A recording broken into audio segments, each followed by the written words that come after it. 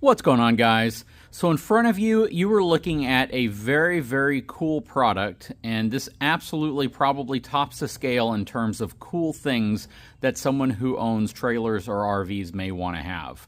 What you're looking at is a trailer Valet RVR9. So I'm assuming RVR stands for Rover. Super cool product, and to kick this video off, I have to say that this is not a product that the vast majority of people with trailers will probably buy for themselves. I say that because this is not an inexpensive product. Now, they have smaller versions of this, and those all vary in price slightly, which means it's going to be cost prohibitive for a lot of folks.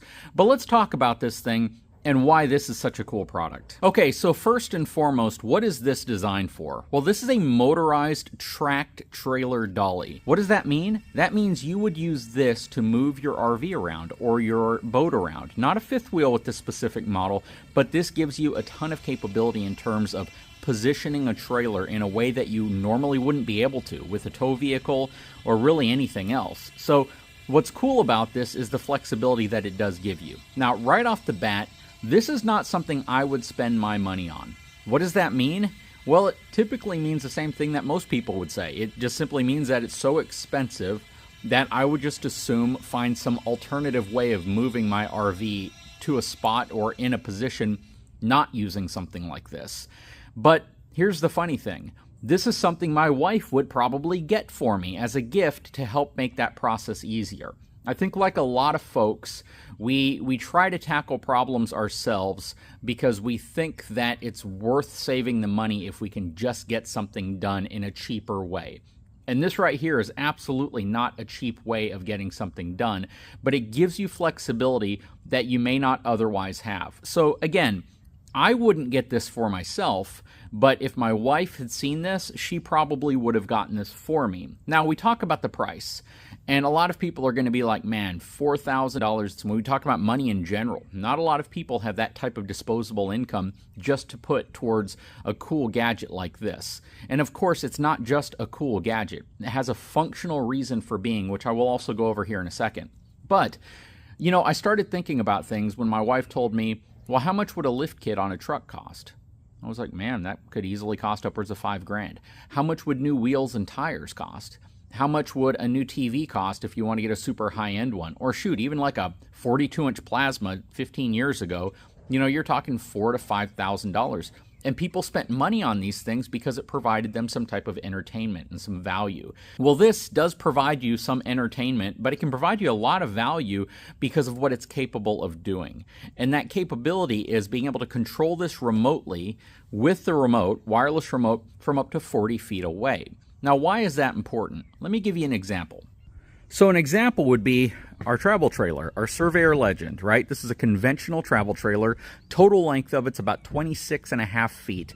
And it's not the easiest to maneuver into a tight spot. Like if I want to back it into my garage bay right here. My garage bay is 10 feet wide. This is 8 feet wide. And it can be kind of challenging because the way I typically will just move this around is I'll bring my tractor around to the front and I'll move it around however I need to. The problem there is I can't see around it. So typically I need to have a spotter, or what I did was I installed these blink cameras on the outside of my garage on both sides, and this gives me the ability to see what's going on the sides of the trailer as well as the back of the trailer whenever I'm backing up. But that's not going to give me the visibility I need inside of the shop. I'll have to mount another camera inside of the shop. And then of course I have to have my smartphone open so I can see what's taking place and I can maneuver the trailer as needed. Well, the challenge becomes really, really real when you get an RV inside of a space like this, inside of a shop, and you need to position it in a way that is not right in front of the garage door. Maybe I need to move it to the side so I can pull other things inside of the shop with it. Maybe I'm positioning it next to this RV for an RV show, or I'm trying to move as many vehicles or as many items closer together as possible so I can fit all my vehicles onto the concrete pad.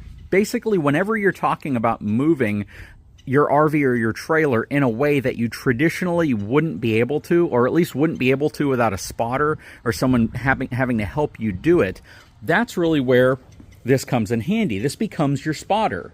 That's the cool thing. This becomes your ability, so you control this and you can spot your RV from any position around your RV, which means right now I don't have it hooked up because we have it prepped for a party that's going to take place on Saturday, but I will demonstrate how this works in another video. I think it actually deserves a full video just on that, simply because it's going to take a while to show you and demonstrate how we can move things around. Once we move it back, I'm going to demonstrate if this will work on this type of ground, basically sand.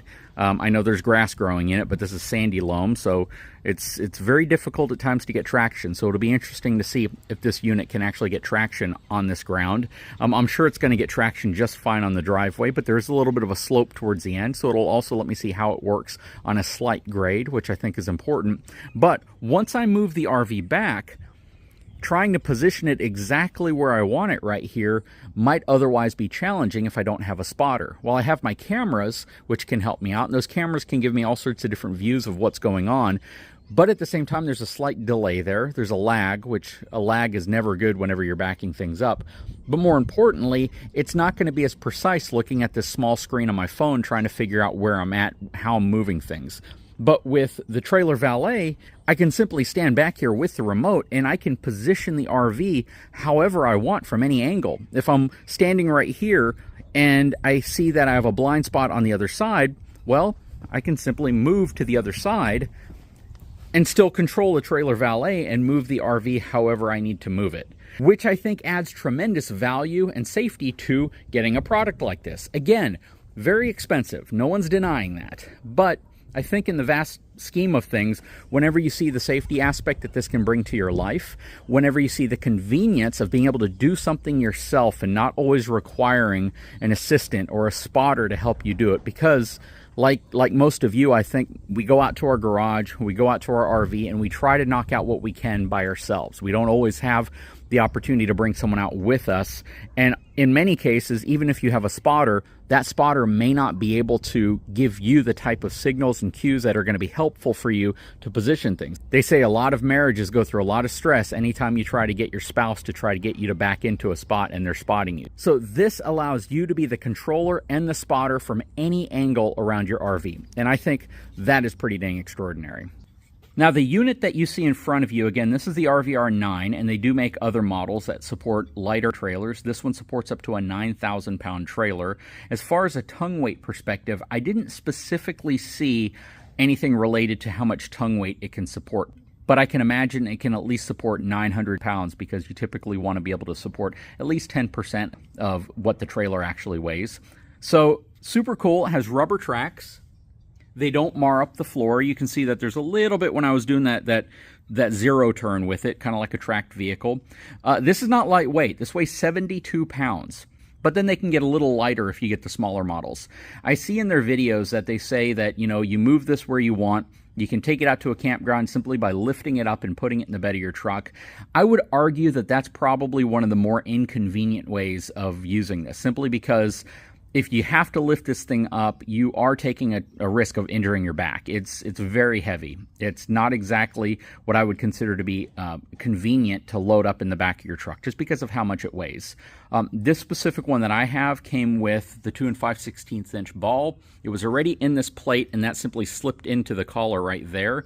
You have to tighten it down to the coupler of your trailer whenever you hitch up. So you get the coupler on top, and then you have this ring right here, which screws and tightens this up against the bottom of your coupler to secure it in place, just so there's no chance that that could come out of your coupler, even though if you lock it up properly, that shouldn't happen.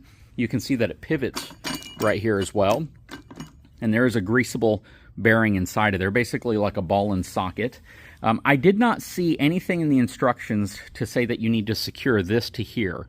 Now, it's possible because you have these holes on 3 sides, or actually on 4 sides, I'm sorry. And then on the inner piece right here that slides in, it's threaded. So I imagine that you probably could secure that in there, but I don't believe I actually got any bolts to actually secure that in there. So I don't know if you need to do that or not. I'm actually going to reach out to them to find out.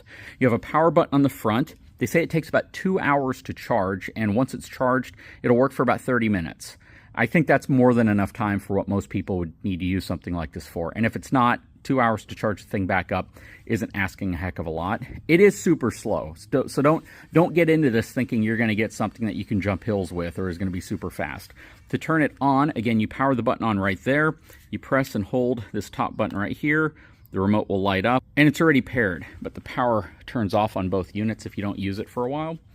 So I can drive it forward, I can drive it backward, and to turn you have to press forward and a direction at the same time. So it won't just turn if you press one button. I have to press that and a button at the same time.